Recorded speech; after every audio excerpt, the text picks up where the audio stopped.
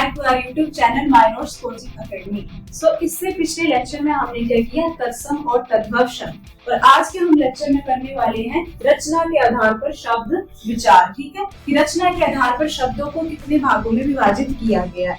सबसे पहले इसके जो है वो तीन भाग होते हैं, रूढ़, यौगिक और योगरूढ़। सबसे पहले देखेंगे कि शब्द अथवा वर्णों के मेल से नए शब्द बनने की प्रक्रिया को रचना या बनावट कहा जाता है। किसको कहा जाता है? बनावट। शब्द अथवा वर्णों के मेल से, ठीक है, जो नया शब्द बनने की प्रक्रिया होती है उसको बोला जाता है रचना या बनावट। तो उसी रचना के आधार पर जो है वो शब्दों को आगे तीन भागों में विभाजित किया गया है। तो उनको हम देख लेते हैं कौन कौन से हैं। तीन भेद मैंने बताया आपको कौन कौन से, रूढ़, यौगिक और योगरूढ़। ठीक है, सबसे पहले आता है रूढ़ शब्द। रूढ़ शब्द क्या होता है? जो वो शब्द परंपरा से चले आ रहे हैं तथा जिनके खंडों में विभाजन जो है वो नहीं किया जा सकता, जैसे है हमारा रात, सुबह, शाम, हाथ आदि।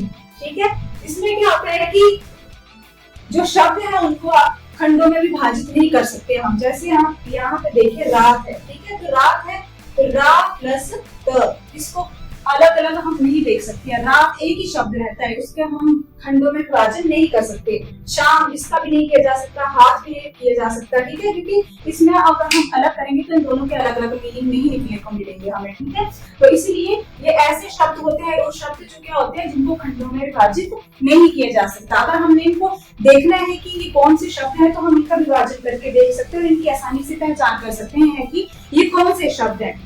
उसके बाद नेक्स्ट आता है हमारा यौगिक शब्द। यौगिक शब्द जैसे नाम से पता चल रहा है कि यौगिक यानी जुड़ा हुआ होगा कुछ ना कुछ इसमें। ठीक है, तो यौगिक क्या होगा? जो शब्द दो या दो से अधिक शब्दों के मेल से बनते हैं तथा जिन्हें सार्थक खंडों में विभाजित किया जा सकता है। मतलब इसके बिल्कुल ऑपोजिट होंगे। इसमें क्या होगा कि इसको जो है वो खंडों में विभाजित किया जा सकता है। ठीक है, जैसे इसका मतलब संधि विच्छेद किया जा सकता है। जैसे विद्या प्लस आले तो क्या बन गया? विद्यालय। वैसे ही अन प्लस उपयुक्त, अनुपयुक्त। इसमें क्या हुआ, हमने इसके क्या किए, हमने खंड कर दिए। ठीक है, तो इसका अर्थ ये हुआ कि इसको खंडों में विभाजित किया जा सकता है, जबकि जो आपका रूढ़ शब्द है इसको खंडों में विभाजित नहीं किया जा सकता। ये हो गया आपके रूढ़ शब्द और यौगिक। रूढ़ क्या होंगे? रूढ़ की पहचान कैसे होगी? जिनको खंडों में विभाजित नहीं किया जा सकता, और आपके यौगिक शब्द जिसको खंडों में विभाजित किया जा सकता है। लास्ट आता है हमारा क्या, योगरूढ़ शब्द।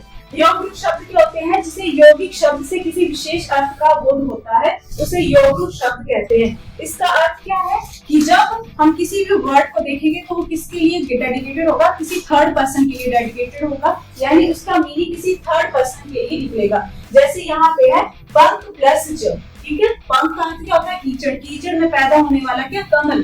कमल की बात हो रही है। नाम यहाँ पे कुछ और लिखा हुआ है ना, और किसी थर्ड पर्सन की बात हो रही है, यानी कमल की बात हो रही है। वैसे ही यहाँ पे है गिरिधर, गिरी को धारण करने वाला, तो किसकी बात हो रही है? श्री कृष्ण की बात हो रही है। श्री कृष्ण के अर्थ में ही बोला जा रहा है। तो यानी योगरूढ़ शब्द क्या होंगे? जिससे किसी विशेष अर्थ का बोध होगा, किसी तीसरे इंसान की बात की जा रही होगी। ठीक है, जैसे पंख प्लस ज कमल के लिए, और गिरी प्लस धर यानी गिरी को धारण करने वाला श्री कृष्ण जी, उसकी बात हो रही है। और यहाँ पे दशानन यानी 10 हैं आनंद जिसके, कौन होगा? रावण। तो यानी कि क्या होंगे हमारे शब्द? कितने प्रकार के होंगे? 3 प्रकार के होंगे। कौन कौन से? रूढ़ शब्द, यौगिक शब्द और यौगिक।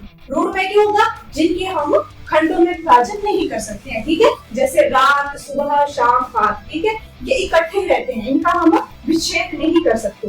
वैसे यौगिक क्या होंगे?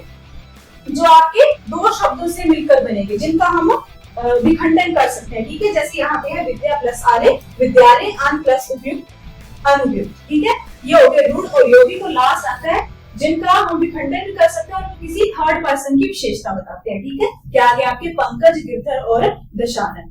So that is it for today. आज हमने क्या सीखा कि शब्द भेद किसके आधार पर? रचना के आधार पर। ठीक है, सो आपको हमारा ये वीडियो पसंद आया तो आप हमारे चैनल को सब्सक्राइब भी कर सकते हैं।